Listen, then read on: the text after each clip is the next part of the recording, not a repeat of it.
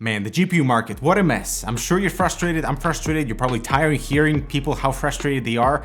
You know, even the RX 6700 XT, which was promised to have a bit more availability, was grabbed up in no time.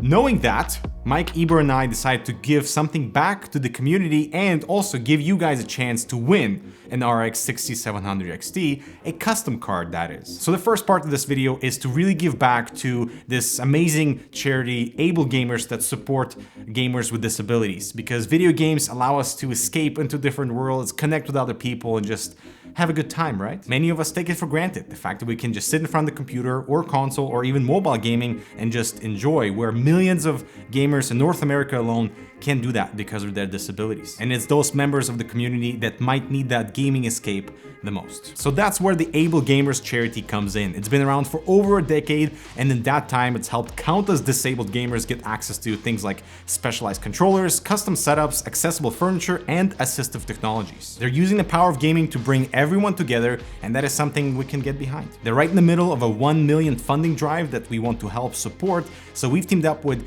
XFX, Sapphire, and Gigabyte to give you guys a chance to win one of those custom cards while also helping to support this great cause with AbleGamers. So think of this as a roundup with a nice positive spin for a good cause. So here's the deal. Contribute with this link. It'll also be listed below. For every $5 donation, you get entered to win one of the custom cards from XFX, Sapphire, or Gigabyte, and that gives you one entry. So for $5, that's one entry. For $50, that's 10 entries, and so on. Unfortunately, for regions where this raffle does not apply, we still hope that you can still contribute or donate in some way to help a great cause. Also, 100% of proceeds from this video and any GPU content we make over the next month will be donated to AbleGamers, so we appreciate your support and spreading the word out. All right, so now that the important portion is done, let's talk about the custom cards, talk about the performance, design, overclocking, and price, because that, my friend, is going to be a huge deal. I think we have a pretty good selection here with the Gigabyte Gaming OC12G, the Sapphire Nitro Plus, and the XFX Merc 319. Just the size difference between these is pretty darn epic, especially compared to the reference model from AMD. All of these are also listed as OC versions, but like with all custom GPUs these days, they're all just only a few megahertz higher than AMD's reference version. So from a performance standpoint, there probably won't be much of a difference.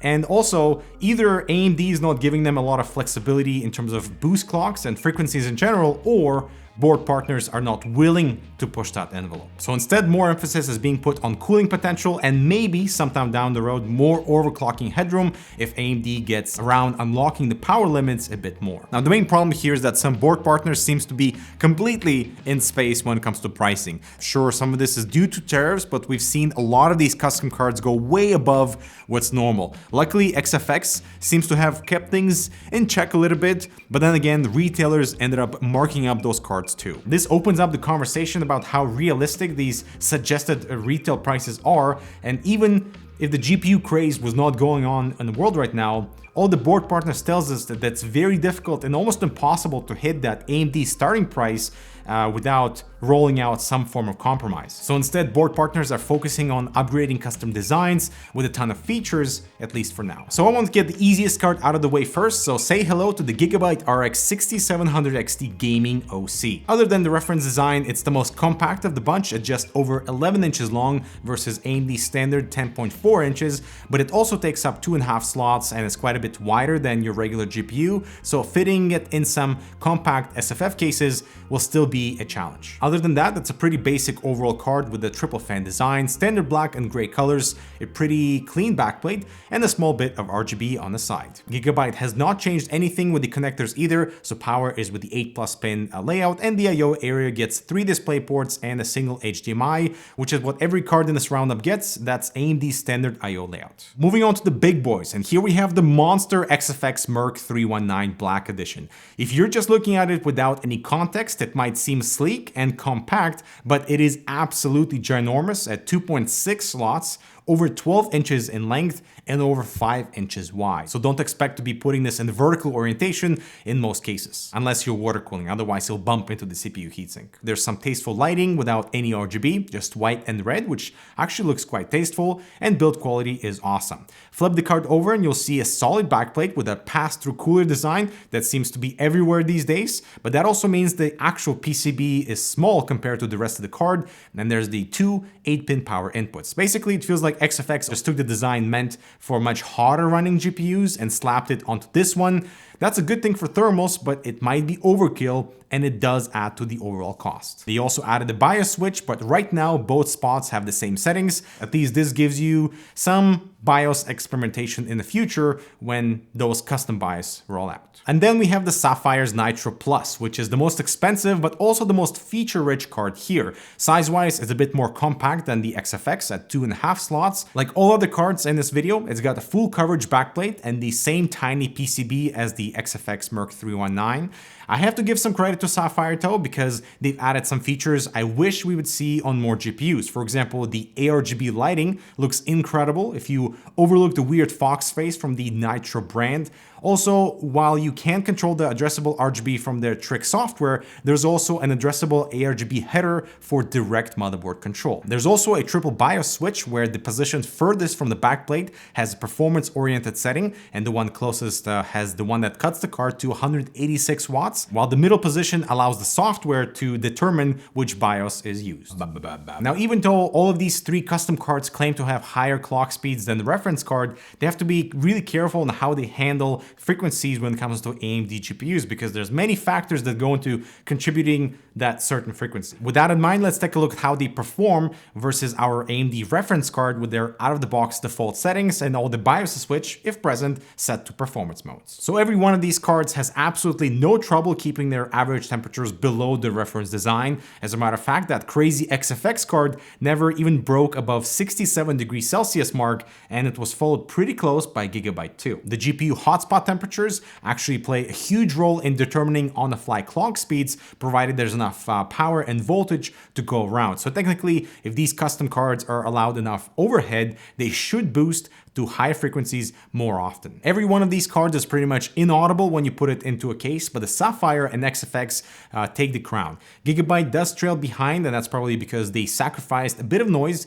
to get those incredibly low temperatures. So how does all this translate into clock speeds? And this is where things get interesting, but not in a good way. As I go through this, you can see one huge important point, and that's the pretty pathetic increase these so-called overclocked versions give you. There's only 56 megahertz separating the fastest and slowest cards.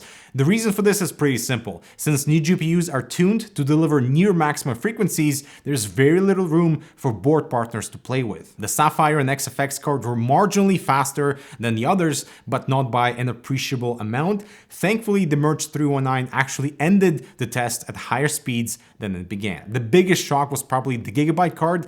It might have the lowest overall temperature and the highest fan speeds, but it was technically the slowest from a clock speed standpoint. But why? So this is pretty important because it kind of plagues all the modern GPUs, right? Many factors go into increasing clock speeds: temperature, power, voltage, and other secondary functions. So increasing the power limit alone doesn't necessarily increase your clock speeds if the voltage is limited or locked. In simple terms, if there's not enough voltage, AMD's algorithm will step in and clock things back down. And that is exactly what is happening here. Gigabyte is using reference 1.2 volts, but even then, power consumption ended up being higher than the stock RX 6800. So our sample is pretty power hungry as a result, and it gets slapped down. This might be a bad luck of the draw, but I'm surprised Gigabyte is not binning their cores a bit more carefully for their flagship 6700 XT. The other cards behave like you would expect, slightly higher power for a bit better performance than the reference version. Now, it's so easy to criticize something as simple as a less efficient core,